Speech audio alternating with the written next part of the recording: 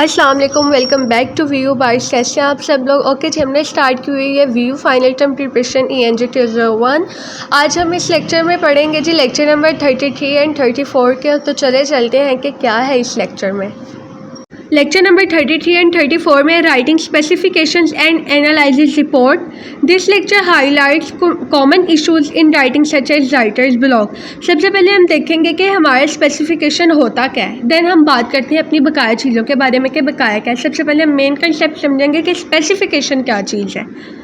Specification का मतलब होता है कि एक डिटेल डिस्क्रिप्शन कि आप किस चीज़ को डिज़ाइन या डेवलप करना चाहते हो। ठीक है, कि आप किसी भी चीज़ को डिज़ाइन कर रहे हो या कुछ भी कर रहे हो, वो चीज़ क्या है, ठीक है, उसके बारे में एक प्रॉपर आप डिस्क्रिप्शन रेडी करते हो।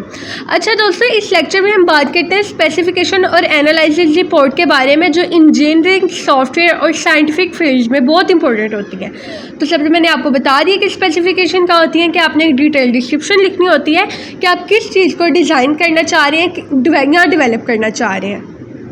टाइप्स ऑफ स्पेसिफिकेशन, आपकी 4 टाइप्स है स्पेसिफिकेशन की। सबसे पहले requirement, second one is functional, third one is design, fourth one is test. Requirement में क्या होता है, इसमें ये लिखा जाता है कि कस्टमर आपसे क्या चाहता है। ठीक है, आप कस्टमर की जो डिमांड है उसको लिखते हो, उसके लिए एक डिस्क्रिप्शन रेडी करते हो कि आपका कस्टमर आपसे क्या चीज़ चाहता है। फॉर एग्जाम्पल, एक क्लाइंट आपसे कह रहा है कि मुझे एक फास्ट मोबाइल ऐप चाहिए जो हेल्थ ट्रैक करे। ठीक है, मतलब कि एक ऐसी वॉच हो, ऐसा एक मोबाइल ऐप हो, मोबाइल के अंदर एक ऐसा ऐप हो जो आपकी हेल्थ को ट्रैक करे। ठीक है, तो नेक्स्ट ये होती है रिक्वायरमेंट जो आपका क्लाइंट आपसे करता है। नेक्स्ट आता है फंक्शनल स्पेसिफिकेशन।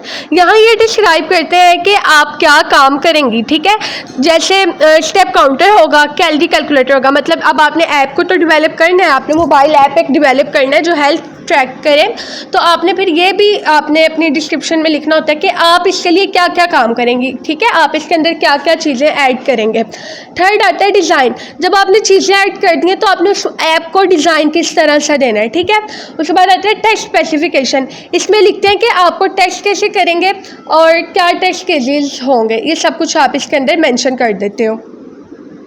ये आपकी बहुत सिंपल सी और इजी सी टाइप थी, जो कि अगर आपको शॉर्ट में भी पूछा जाएगा तो आप बहुत इजीली एक्सप्लेन कर सकोगे।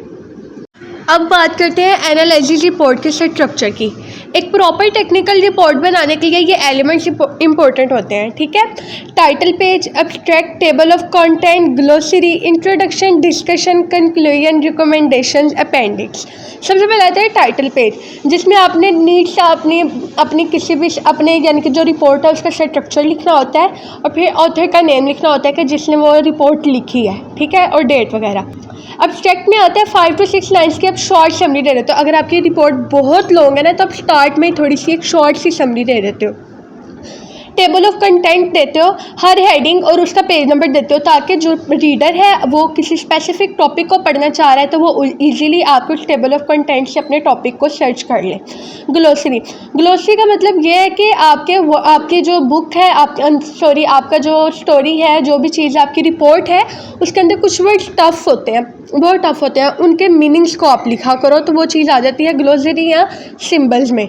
उसके बाद इंट्रोडक्शन, ये बताता है कि रिपोर्ट क्यों लिखी जा रही है। डिस्कशन, फुल टेक्निकल डिटेल और लॉजिक। अच्छा, ये रिपोर्ट जो है ना हम लोगों ने पढ़ी हुई है, हम लोगों ने पीछे डिटेल से रिपोर्ट का टॉपिक पढ़ा था, और ये रिपोर्ट के टॉपिक जो है बहुत इंपॉर्टेंट है, बहुत ज़्यादा आपके फाइनल टाइम के हिसाब से इंपॉर्टेंट है, तो इसलिए आपने इनको बहुत अच्छे से कवर करना है। उसके बाद आपने कंक्लूजन करनी है, आपने क्या सीखा, ये क्या रिजल्ट निकला।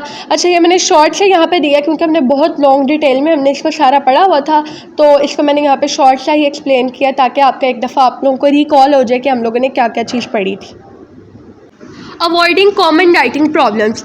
अच्छा स्टूडेंट्स, अब बात करते हैं उन प्रॉब्लम्स की जो राइटिंग में हर किसी को होती हैं और उनको कैसे सॉल्व करें। ठीक है, सबसे पहले आता है राइटर्स ब्लॉक। कब होता है? जब हमें आइडिया नहीं होता कि लिखना क्या है, या जब हमें समझ नहीं आता ऑडियंस क्या चाहती है। सोल्यूशन, सबसे पहले अपना ऑब्जेक्टिव डिफाइन करो, आप किस लिए लिख रहे हो। 3 पार्ट्स लिखो, पर्पस, ऑडियंस, आउटकम। अच्छा, बहुत से स्टूडेंट का क्वेश्चन होगा राइटर्स ब्लॉक होता क्या है। राइटर्स ब्लॉक का मतलब ये होता है कि जब आपको कोई आइडिया नहीं आता, ठीक है। राइटर्स ब्लॉक का मीनिंग भी यही है कि आपको कोई आइडिया ही नहीं है कि आपने लिखना क्या है या आप इस चीज़ को डिफ़ाइन कैसे करो। तो इसका सबसे आसान सोल्यूशन यही है, प्रॉब्लम ये है कि आपको समझ ही नहीं आ रही कि आपने क्या लिखना है, आपने ऑडियंस को कैसे समझाना है। तो इसका सोल्यूशन ये है कि आप सबसे पहले उसको 3 पार्ट्स में लिखो, पर्पस, ऑडियंस और आउटकम। उसके बाद आता है पुअर ऑडियंस एनालिसिस, ठीक है। ऑडियंस एनालिसिस की कमी, अक्सर हम रीडर के लेवल या बैकग्राउंड को अंदाज़ा नहीं लगाते, रिजल्ट राइटिंग उनको समझ नहीं आती, ठीक है। हम अंदाज़ा नहीं लगाते हैं कि हमारी ऑडियंस किस चीज़ पे ज़्यादा वो करती है, ठीक है। तो सोल्यूशन इसका यह है कि पहले सोचो रीडर कौन है, कौन पढ़ रहा है इसको, टेक्निकल है या जनरल है, ठीक है। उनका बैकग्राउंड और कंसर्न समझो, मतलब आप जो चीज़ लिख रहे हो वो किन लोगों के लिए लिख रहे हो। क्या सबसे अच्छे खासे लोग, मतलब जिनको हर चीज़ समझ आती है, जो टेक्निकल है, जो बहुत जल्दी चीज़ों को पिक कर लेते हैं, या उन लोगों के लिए जिनको थोड़ा टाइम लगता है, जिनको प्रॉपर एक्सप्लेनेशन चाहिए होती है। आपको सबसे पहले उस चीज़ को समझ के फिर अपनी कोई ना कोई चीज़ लिखनी चाहिए। उसके बाद आता है लैक ऑफ कॉन्फिडेंस।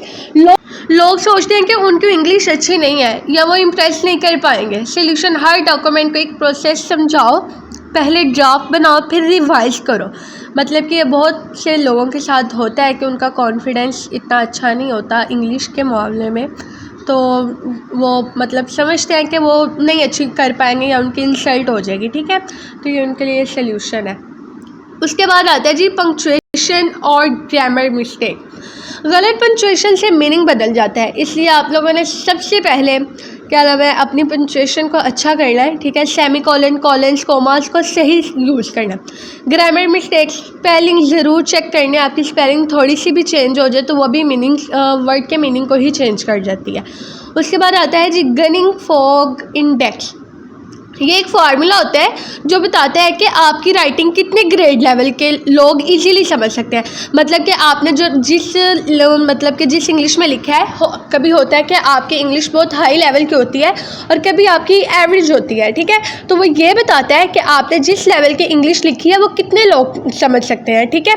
मतलब कि 8 से 10% लोग समझ सकते हैं कि नहीं, और या 14 से ज़्यादा है। मतलब कि आपकी जो राइटिंग आपने की है ना, उसका स्कोर 8 to 10 है तो वो एवरेज रीडर समझ सकता है। और अगर उसका स्कोर 14+ है या 15+ है, 16+ है, जितना भी आप लगा लो, तो मतलब वो बहुत ज़्यादा कम्प्लेक्स है, वो कोई हाई लेवल का बंदा ही समझ सकता है जिसको बहुत अच्छी इंग्लिश आती हो। उसके बाद आता है जी final editing tips. Final editing tip check करो, ऑर्गेनाइजेशन चेक करो, पहले फ्लो सही है कि नहीं है, टू कॉजल या टू फॉर्मल तो नहीं है आपका कोई स्टाइल, हेडिंग क्लियर है, क्लैरिटी चेक करो कि रीडर को कंफ्यूज तो नहीं कर रही आपकी, यानी कि जो भी आपने लिखा हुआ है काम अपना सारा, रिपोर्ट जो आपने लिखी हुई है वो कंफ्यूज नहीं करे रीडर को।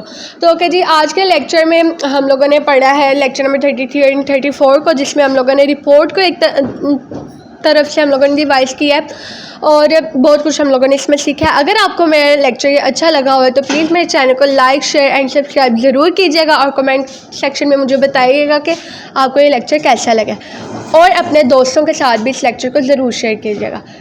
थैंक यू जी, मिलते हैं आपसे नेक्स्ट लेक्चर में, तब तक के लिए अल्लाह हाफ़िज़, जज़ाकल्लाह।